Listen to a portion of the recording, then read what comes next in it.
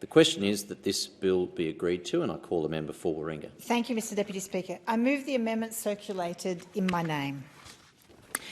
The amendment that I move is to ensure that the NAIF, the Northern Australia Infrastructure Facility Amendment, which now has its allocation of funds increased from $5 billion to $7 billion, is not used to assist, pay for or fund infrastructure relating to fossil fuel projects.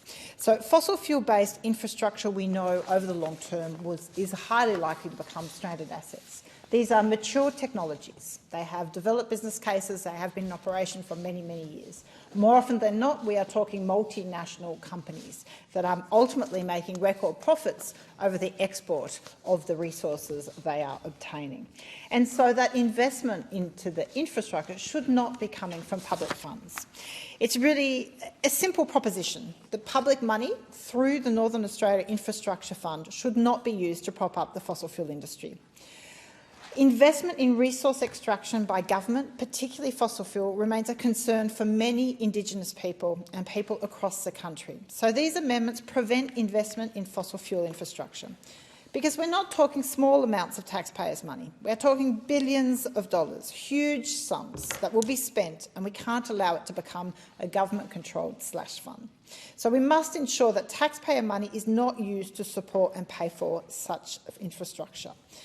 We know from emissions reduction targets and our obligations under the Paris Agreement that we should not be further developing oil, gas and coal projects. We know this is a problem, and so projects such as Beetaloo and other things that have been considered and have received funding under the NAIF from the previous coalition government are incredibly problematic. We know projects like the Beetaloo Basin risk absolutely blowing our commitment to the Paris Agreement.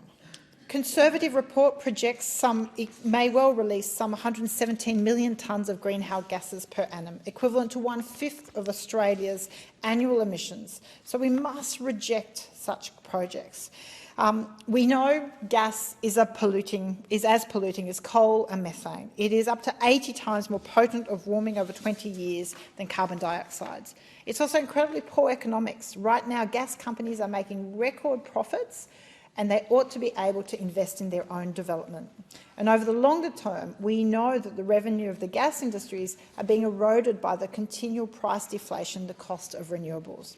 The result is fossil fuel majors are destroying their shareholders' wealth and writing down billions in assets. Santos, for example, since 2014 has written down over $8 billion of its assets value. Many gas projects have been abandoned and R&D spending has been downsizing. Oil and gas are in precarious position, caught between a confluence of forces. It's a structural decline. The industry knows this. The market knows this. Lending knows this. And that's why they've got their hands out for subsidies from sympathetic governments. And the answer to the minister should be an unequivocal no. The Act for the Northern Australian Infrastructure Facility already includes that it may consider the impact of climate change of proposals put before it, but in circumstances where there are so many beneficial projects, there are so many nation-building, wealth-building, generally improving the circumstances for those living in the Northern Territories under this Act, it should not be it's just simply, it's clear that we should this amendment should be passed to make clear as to what the purpose of this fund should be. Instead of redirecting funding to fossil fuel projects, the NAIF should be promoting clean technology vision for Northern Australia. It has so much potential to supply the world with energy harnessed from remarkable wind and solar resources.